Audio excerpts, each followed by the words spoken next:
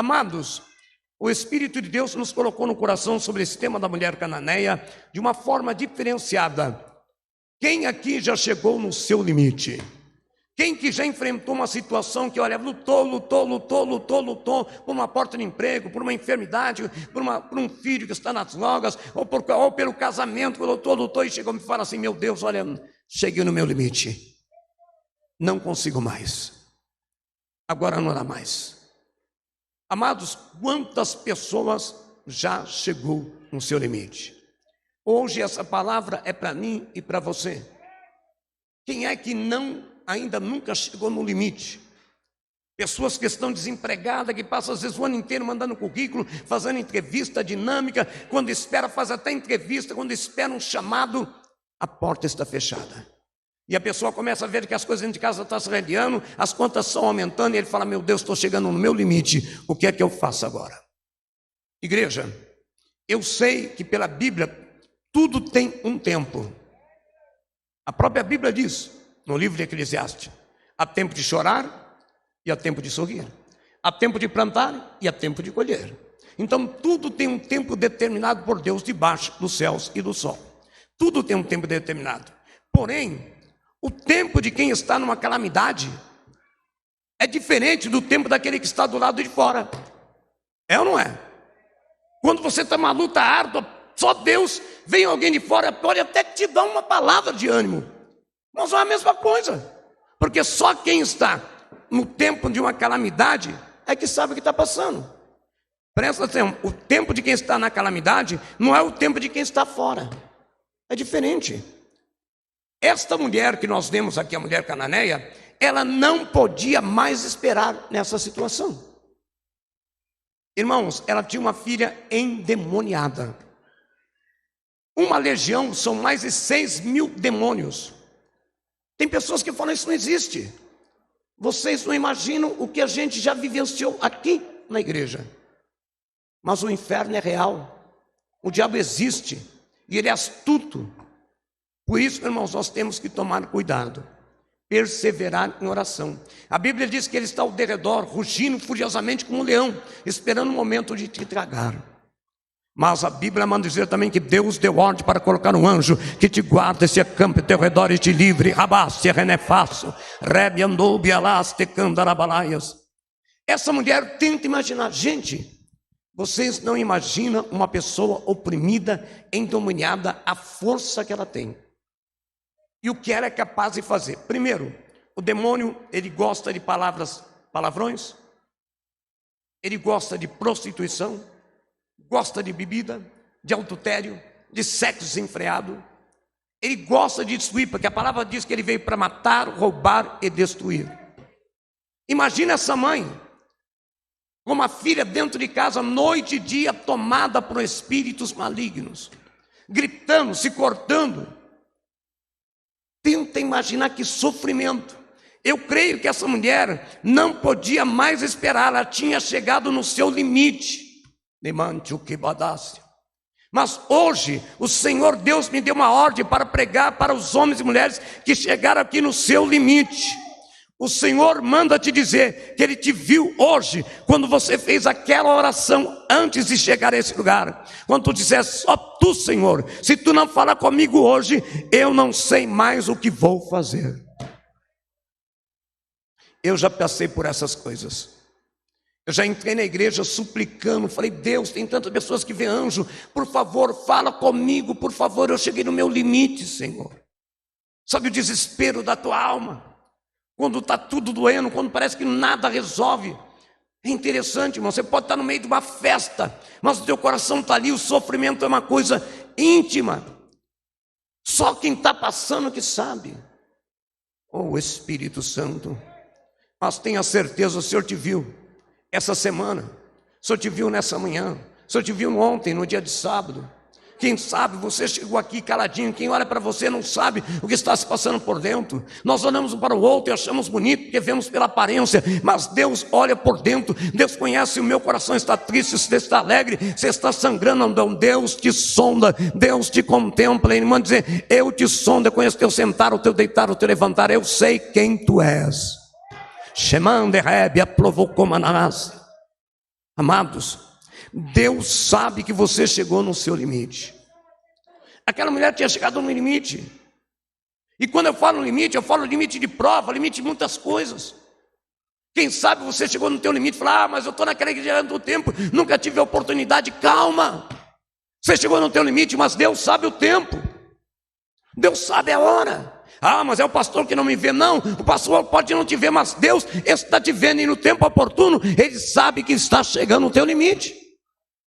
Não te preocupa. O nosso grande problema é paciência. Ninguém gosta de esperar. Estamos vivendo num mundo de tecnologia. Estamos vivendo num mundo que é tudo rápido. Porém, irmãos, a tecnologia é uma ferramenta que tem que saber ser usada, porque tudo aquilo que Deus crê, o diabo quer, tudo aquilo que Deus cria, o diabo quer distorcer. Deus deu a tecnologia para o bem do homem. Mas hoje eu tenho uma palavra para você. Deus sabe que você chegou no seu limite. Ele conhece a sua condição. Sabe o que é isso? Ele sabe o que você precisa, qual é a tua condição aqui hoje, o que você veio buscar, há quanto tempo você está esperando, há quanto tempo você tem suportado essa prova. Deus sabe de todas as coisas. Você crê nisso?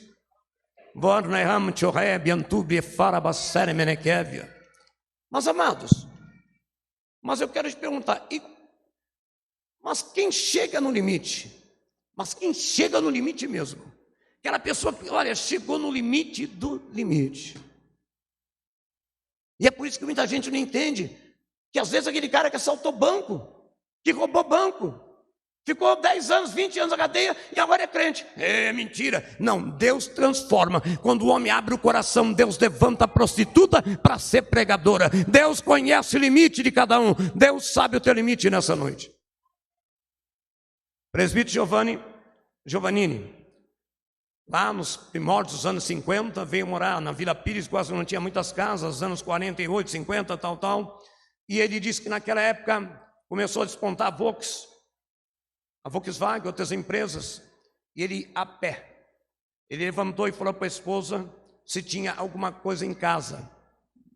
Ela falou para ele: hoje só água. Ele falou para mim: só água. E ele falou para ela: Deus proverá. E ele foi a pé, daqui até São Bernardo, lá na portaria da Volkswagen. Maior esperança, com fé, orando. Chega lá, Badaramácia, uma placa enorme: não há vagas. Ele foi na portaria e insistiu, o guarda falou: não tem vagas. Volta a pé, o estômago fazendo barulho. Mas uma preocupação do pai não é com a fome dele, é com a fome dos filhos. E agora, vou chegar em casa e vou dar o quê? Vou fazer o quê? Ele chegou uma nave no caminho. Naquela época, muito tempo atrás, havia terrenos que não tinha construção. Mata, não digo mata virgem, mas terrenos. E ele entrou no meio, estava muito cansado, um calor, com fome, não tinha tomado café nem nada. Se sentindo mal, ele disse, sentou no meio de umas árvores de Camanaça, de São Bernardo para cá, sentou numa pedra, e de repente uma voz disse para ele: não temas. Porque ele disse: Senhor, eu cheguei no limite. Senhor, eu não estou me importando muito comigo, mas eu tenho filho e eles vão morrer também. E uma voz disse para ele: não temas. Sabe o que ele fez? Ele saiu correndo do mato, porque ele falou: meu Deus, ainda estou na prova e acho que alguém está zombando de mim, eu sei lá o que é isso. Não tinha ninguém naquele mato a não ser ele. Não temas. E quando ele chegou em casa, cabisbaixo, e pensando: como é que eu vou dar essa notícia para minha esposa, que não consegui nada, que não tem uma moeda para comprar um pão para dividir em 5 ou 6.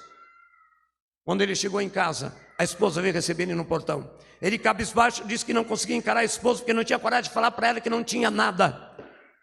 Mas alguma coisa falou para ele: eu provi. Quando ele olha, a esposa está sorrindo. Ele olha, não entende por quê. Ela disse: enquanto você foi lá, no emprego lá, e você, a manavasseia, o Senhor mandou pessoas trazer aqui. Abasteceu, não tinha geladeira, mas o armário está cheio, tem arroz, tem feijão, e dá para mais de 2 meses. Deus é fiel. Quando você chega no limite e acredita no impossível, Deus entra com o sobrenatural. Disse para mim que quando ele chegou no limite, mesmo sem dinheiro, com fome, ele ia para a igreja. Ele não ficava em casa murmurando, questionando ou dando desculpa. Porque tem pessoas que quando entram no limite, ficam em casa esperando que Jesus vai resolver. Não. Ele diz que mesmo tendo ou não tendo, ele estava adorando. Oh, calamácia. A Bíblia diz que Jó, nos seus limites, quando a sua esposa, em vez de levantar uma palavra de companheira, e diz: você ainda acredita nesse Deus? Amaldiçoa e morre de uma vez. E Jó olha para ela, todo cheio daquela enfermidade putréfica, coçando-se com um caco de telha. Um homem que era riquíssimo, tinha perdido tudo. Um homem que, olhando humanamente, podia dizer: Deus, por quê? Mas a Bíblia diz que da boca dele não saiu nada para questionar a Deus. Ele olhou para ela e disse: mulher, tu falas como louca. Nu eu vim, nu eu vou voltar. Deus deu, Deus tirou, mas bendito seja o nome do meu Redentor, que ainda se levantará. Quem é que consegue dar glória no momento desse? É por isso que nós temos que entender: quando você chega no teu limite, não fique em casa, sabe, reclamando, murmurando. Venha para a igreja, busque a Deus, dobre os teus joelhos, não desista. A perseverança vai te levar. Escuta, meus irmãos, quem chegou no limite de verdade sabe que não pode ficar esperando. Quem chegou no limite de verdade tem que aprender. Eu tenho que buscar, eu tenho que achar uma saída, e a única saída que tem é a porta chamada Jesus. Você crê nisso? E eu estou profetizando que nessa semana haverá portas abertas diante de muitas pessoas aqui. E se você crê, se você põe a tua fé em prática agora, Deus vai abrir uma porta terça-feira para um dos teus, e você vai vir aqui dar testemunho e falar: Deus falou e se cumpriu, foi lá na minha casa. Receba em nome de Jesus.